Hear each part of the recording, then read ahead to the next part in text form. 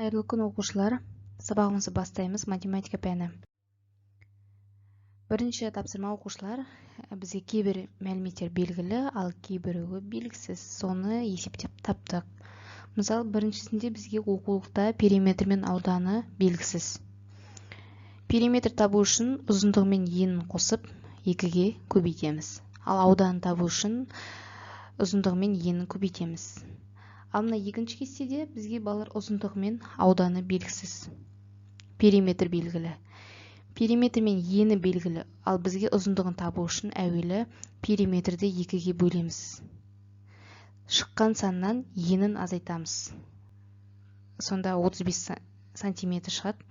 Енді орнына қойып тексереміз балалар. Міне периметр тапқаннан соң ауданы табамыз. Ал үшіншісінде периметр мен ені белгісіз керісінше. Бұл жерде аудан белгілі. Ауданын ұзындығына бөліп, біз енін таптық. Ені белгілі болған соң, периметрді тауып алу оңай болады. Мәтін есепке қараймыз балалар.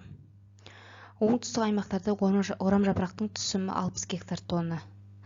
Бұл солтүстік аймақтарға қарағанда 25 гектар тоннаға артық. Оңтүстік және солтүстік аймақтарда 25 гектар жерге отырғызылған орамжапырақтың мөлшерін салыстыр. Бізде есепте оңтүстік аймақ белгілі балалар. Солтүстік аймақ оңтүстікке қарағанда 25 гектар тонна кем, яғни 35 гектар тоннаға тең болып тұр.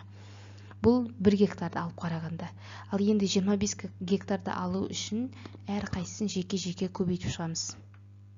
Сонда оңтүстік аймақта 1500 тонна, солтүстік аймақта 875 тонна орамжапырақ отырғызылған. Төртінші есеп, бұл да мәтін есеп. Арасы 2 километр болатын 2 кенттен бір уақытта бір-біріне қарама-қарсы 2 бағытқа 2 салт атты шықты. Біреуінің жылдамдығы 12 км сағат, екіншісінікі 18 км сағат. 2 сағаттан кейін ара қашықтық қандай болады? Екеуін қосып, сағатқа, уақытқа көбейтеміз. Сонда олардың ара қашықтығы 60 км. Келесі, бұл да мәтін есеп.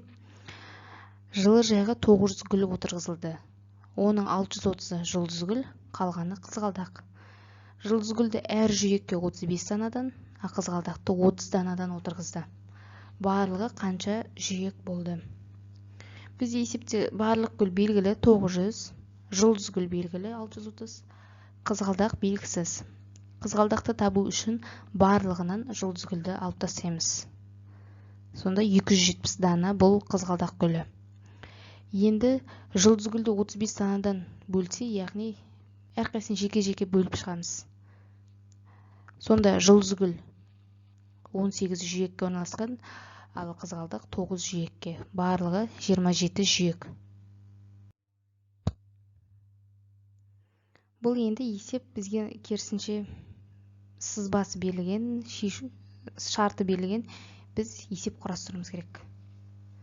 Бұл жерде В1-де өткен біріншісі 19 км, екіншісі 14 км сағат. Уақыт белгілі, қашықтық табу керек.